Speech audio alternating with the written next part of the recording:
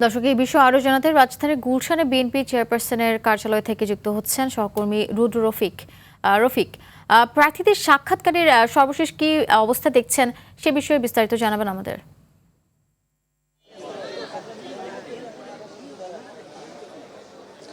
আফসানা, সংরক্ষিত নারী আসনের ৩৬টি আসনের জন্য বিএনপির প্রার্থী যারা রয়েছেন, যারা নারী প্রার্থী রয়েছেন, তারা বিকেল ৩টা থেকে আসলে গুলশানের এই বিএনপি চেয়ারম্যানের দলীয় কার্যালয়ে সাক্ষাৎকার গ্রহণ অনুষ্ঠিত হয়। এবং আমরা যেটি দেখেছি যে ঠিক ৩টের পরপরই বিএনপি চেয়ারম্যান এবং প্রধানমন্ত্রী তারেক রহমান তার এই গুলশান কার্যালয়ে প্রবেশ করেন এবং তিনি প্রবেশ করার পর থেকেই সাক্ষাৎকার গ্রহণ এখন পর্যন্ত বিরতিহীনভাবে চলছে। আপনাকে একটু জানিয়ে রাখি যে আজ 5টি সাংগঠনিক বিভাগের সাক্ষাৎকার অনুষ্ঠিত হচ্ছে।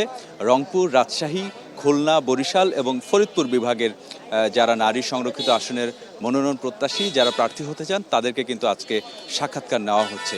আপনাকে একটু বলে রাখি যে গত 3 দিন 10, 11, 12 এই 3 দিন মনোনয়নপত্র সংগ্রহ করেছেন এবং জমা দিয়েছেন।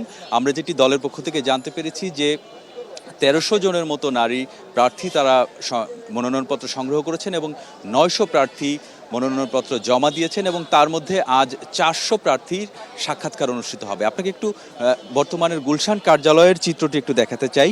এই ভ্যাপসা গরমের মধ্যে আসলে প্রার্থীরা কিন্তু কার্যালয়ের ভিতরে এবং বাইরে অপেক্ষা করছেন এবং প্রার্থীদের সঙ্গে তাদের যে সমর্থকরা রয়েছেন সেই সমর্থকরা কিন্তু দাঁড়িয়ে অপেক্ষায় রয়েছেন।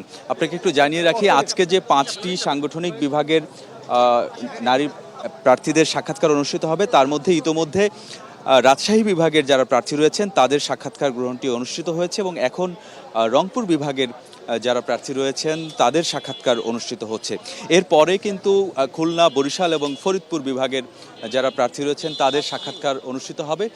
দলের পক্ষ থেকে আমরা যেটি জানতে পেরেছি আজ আসলে মধ্যরাত পর্যন্ত হয়তো এই সাক্ষাৎকার গ্রহণটি অনুষ্ঠিত হবে এবং আগামীকালও কিন্তু আরও 5টি বিভাগের সাক্ষাৎকার হওয়ার কথা রয়েছে। আমরা যারা প্রার্থী রয়েছেন তাদের যারা সাক্ষাৎকার দিয়ে এসেছেন তাদের সঙ্গে কথা বলেছি। তাদের কাছে জানতে চেয়েছি আসলে দলীয় প্রধান এবং বিএনপি চেয়ারম্যান তারেক রহমান তিনি আসলে প্রার্থীদের কাছে জানতে চেয়েছেন যে কেন আসলে তারা এই সংরক্ষিত আসনে প্রার্থী হতে চান বা এমপি হতে চান।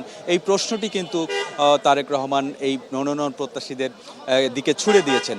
মনোনয়ন প্রত্যাশীরা যেটি বলছেন, তাদের যে দীর্ঘদিনের আন্দোলন সংগ্রাম এবং তাদের যে জেল জীবন, এই সংগ্রামের চিত্রটি তারা দলীয় প্রধানের কাছে তুলে ধরেছেন এবং সেই সঙ্গে তারা সংসদ সদস্য নির্বাচিত হতে পারলে এলাকার উন্নয়নে কী ধরনের কাজ করবেন, কী ধরনের পরিকল্পনা তাদের রয়েছে সেটি কিন্তু তারা তুলে ধরেছেন।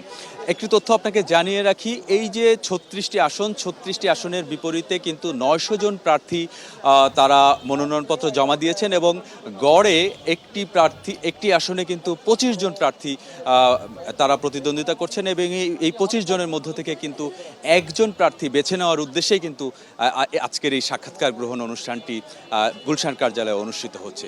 তো এই ছিল আমার কাছে সবশেষ তথ্য। আফসানা, অসংখ্য ধন্যবাদ রফিক আপনাকে।